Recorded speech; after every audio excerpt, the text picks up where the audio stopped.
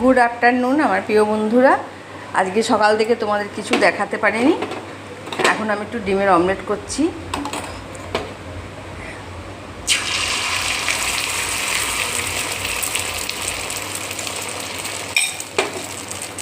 আমার দেখানোর সময় হয়নি, তাই দেখাতে পারিনি।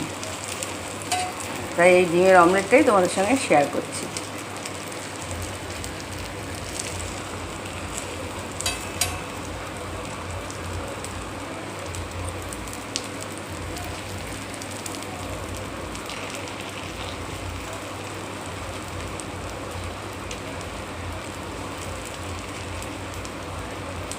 আমি লোহার চাটুতে করছি।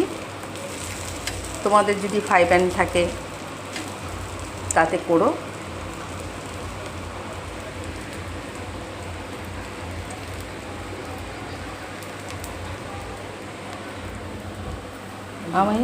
এইটা আমার ডিমের অমলেট করার চাটু, আমি এটাতেই করি।